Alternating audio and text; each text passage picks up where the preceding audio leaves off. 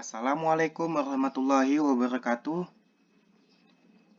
Saya Dede Maulidin dengan NIM 211306046. Di sini saya akan menjelaskan materi yang berjudul Ayo Kita Sholat dengan dosen pengampu Bu Amelia Nur Aini. Baiklah, kita mulai. Yang pertama ini ada pendahuluan. Kita pencet.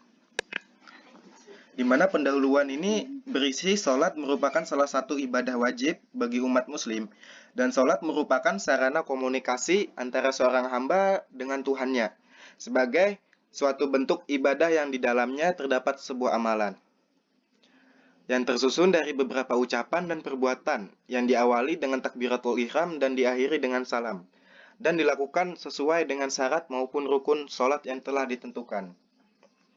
Kita kembali lagi ke menu utama, di mana di sini ada kompetensi. Di dalam kompetensi ini terdapat 3 pilihan, dan untuk yang pertama ini kompetensi dasar. Kompetensi dasar ini berisi dari siswa dapat menjelaskan pengertian sholat, siswa dapat menyebutkan rukun sholat, siswa dapat menyebutkan syarat sah sholat, siswa dapat menyebutkan hal-hal yang membatalkan sholat, siswa dapat mempraktekkan tata cara sholat. Kita kembali lagi. Berikutnya ada standar kompetensi, di mana standar kompetensi ini berisi siswa dapat mengetahui, menyebutkan, dan mempraktekkan materi tentang sholat. Kita kembali. Nah, yang terakhir ini ada indikator,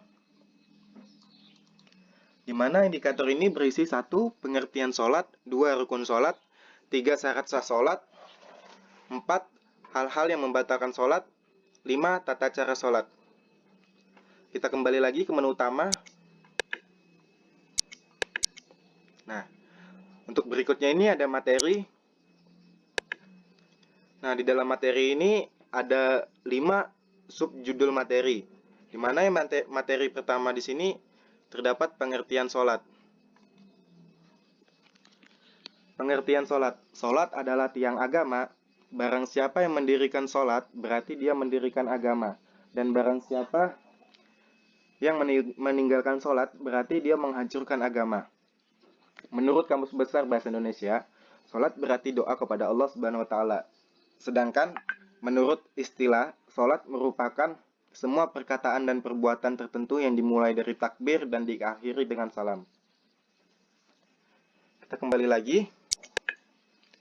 Untuk materi yang kedua ini terdapat rukun sholat. Nah, di mana rukun sholat ini terdiri dari 17 pengertian. Yang pertama ini ada niat, kedua berdiri bagi yang mampu, ketiga membaca takbiratul ihram, keempat membaca surah Al-Fatihah, kelima rukuk, keenam tumaninah, ketujuh bangun dari rukuk dan itidal, kedelapan tumaninah dalam itidal, kesembilan sujud 2 kali dalam masing-masing rakaat, ke-10 tumaninah dalam sujud, ke-11 duduk antara 2 sujud, 12 duduk yang terakhir, ke-13 membaca tahayat dalam duduk, ke-14 membaca sholawat atas Nabi Muhammad SAW, ke-15 membaca salam yang pertama, ke-16 niat keluar sholat, ke-17 tertib. Kita kembali lagi. Berikutnya ada syarat sah sholat, di mana syarat sah sholat ini terdiri dari 1. Beragama muslim, kedua mumaiz. Mumaiz ini mampu membedakan benar dan salah. Ketiga, sudah masuk waktu sholat. Keempat, mengetahui fardu-fardu sholat. Kelima, harus suci dari hadas kecil maupun besar. Keenam, suci dari najis baik pakaian maupun tempat sholat. Ketujuh, syarat sah sholat harus menutup aurat. Kedelapan, menghadap kiblat. Kesembilan, tidak berbicara selain bacaan sholat. Ke-10, tidak banyak bergerak dalam melaksanakan sholat. Ke-11, syarat sholat tidak boleh makan dan minum. Ke-12, tidak dalam keraguan. Ke-13, tidak menggantungkan kebatalan sholatnya. Dan yang terakhir ini, ke-14, tidak berniat memutuskan sholat. Kita kembali lagi. Lalu kita lanjut ke materi berikutnya, di mana materi berikutnya ini berjudul hal-hal yang membatalkan sholat. Nah, di sini hal-hal yang membatalkan sholat berisi Satu, dalam keadaan hadas kecil maupun besar. Kedua, sebagian aurat terbuka saat melaksanakan sholat. Ketiga, makan dan minum saat sholat. Keempat, terdapat najis pada bagian maupun pakaian. Kelima, bergerak hingga lebih dari 3 kali berturut-turut. Keenam, melakukan gerakan yang besar seperti melompat, memukul. Ketujuh ini mendahului gerakan sholat imam. Kedelapan ini memiliki niat membatalkan sholat. Kesembilan, mengurangi rukun sholat. Kesepuluh, terakhir, tertawa dengan keras, batuk tanpa disengaja. Kita kembali lagi. Berikutnya ini ada tata cara sholat. Untuk tata cara sholatnya ini terdiri dari yang pertama, berdiri tegak. Jadi sebelum takbiratul ihram, kita berdiri menghadap kiblat sambil mengukuhkan niat di dalam hati untuk melakukan sholat kepada Allah Subhanahu wa taala. Selanjutnya ada takbiratul ihram, di mana kedua tangan diangkat sejajar dengan bahu, telapak tangan dihadapkan ke arah kiblat. Jari-jari tangan ini lurus dan ibu jari disejajarkan dengan daun telinga. Kemudian mengucap takbir Allahu Akbar. Selanjutnya ini ada berdiri bersedekap. Nah, setelah mengucap Allahu Akbar, dilanjutkan dengan meletakkan telapak tangan kanan di atas punggung, telapak tangan kiri di atas keduanya, tepat di atas dada ulu hati. Kemudian membaca doa iftitah dan disusul dengan surah Al-Fatihah atau surah-surah pendek. Selanjutnya ada rukuk. Di mana rukuk ini diawali dengan mengangkat kedua belah tangan seperti ketika takbiratul ihram, dengan mengucapkan takbir Allahu Akbar. Nah, ketika rukuk, posisi punggung dan kepala sejajar membentuk garis lurus. Kedua telapak tangan berada tepat di lutut. Kedua lengan tangan ini diupayakan selurus mungkin.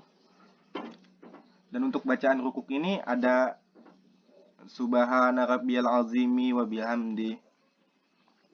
Selanjutnya ada itidal, di mana itidal ini yaitu berdiri tegak dari rukuk seraya mengangkat kedua belah tangan seperti ketika takbiratul ihram. Bacaannya ini ada Sami Allahu liman hamidah. Selanjutnya ada sujud. Cara-cara sujud ini ada yang pertama, meletakkan kedua lutut dan jari jemari kedua kaki di atas sejadah tempat sujud. Dan yang kedua disusul dengan meletakkan kedua telapak tangan di atas sejadah, diteruskan dengan merapatkan dahi dan hidung di atas sejadah. Posisi kedua telapak tangan sejajar dengan pundak. Meregangkan kedua telapak tangan dari lambung dan siku terangkat ke atas, tidak boleh menempel di lantai. Kemudian membaca bacaan Subhana rabbiyal a'la wa bihamdi. Selanjutnya ada duduk antara dua sujud. Di mana duduk antara dua sujud ini caranya yang pertama duduk di atas telapak kaki kiri, sedangkan kaki kanan bertumpu dengan ujung-ujung jari yang dilipat ke bawah. Yang kedua, telapak tangan diletakkan di atas kedua lutut, kemudian membaca Rabbifirli warhamni warjukni warfa'ni warzukni wahdini wafini wafu'anni. Selanjutnya ada tahiyat awal, di mana cara duduk yang benar adalah yang pertama duduk di atas telapak kaki kiri, sedangkan kaki kanan bertumpu dengan ujung jari-jari yang dilipatkan ke bawah. Yang kedua ini jari telunjuk kanan diacungkan sementara jari-jari yang lain tetap menggenggam. Dan yang ketiga ini telapak tangan kiri diletakkan di atas lutut kiri. Baiklah, kita lanjut. Nah, untuk berikutnya ini ada tahiyat akhir, di mana cara duduk tahiyat akhir yang benar ini adalah satu, duduk tawaruk, di mana tawaruk ini yakni duduk dengan cara menyilangkan kaki kiri di bawah kaki kanan, sedangkan kaki kanan bertumpu pada ujung jari yang dilipat ke bawah menghadap kiblat. Yang kedua ini mengacungkan jari telunjuk kanan, sementara jari-jari lain tetap menggenggam seperti tahiyat awal. Membaca tashahud atau tahiyat dan sholawat seperti yang dibaca pada tashahud atau tahiyat awal. Selanjutnya ada salam, di mana cara salam ini yang pertama mengucap salam seraya telunjuk jari kanan ditarik kembali dan menoleh ke arah kanan hingga pipi kanan kelihatan seluruhnya dari belakang. Yang kedua, ini diteruskan dengan mengucapkan salam kembali seraya menoleh ke arah kiri hingga pipi kiri kelihatan dari belakang. Sekian materi dari praktik sholat dari saya. Kita kembali lagi ke menu utama. Nah, dimana di sini menu utamanya yang belum ada pengembang. Kita lanjut ke pengembang. Di sini ada biodata diri saya, di mana dengan nama Dede Maulidin, NIM 211306046, program studi pendidikan guru madrasah ibtidaiyah, riwayat pendidikan saya pernah sekolah di SD 024, saya pernah MTS di Al-Mujahidin 2 Samarinda, dan saya pernah bersekolah di Madrasah Aliyah Al-Mujahidin 2 Samarinda. Kita kembali lagi ke menu utama. Untuk yang terakhir ini ada pustaka. Kita pencet. Di sini pustaka atau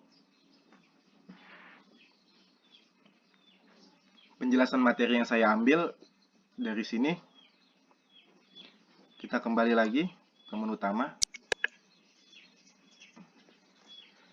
Baiklah, sekian materi mengenai Ayo Kita Sholat dari saya. Apabila ada salah kata, saya memohon maaf sebesar-besarnya.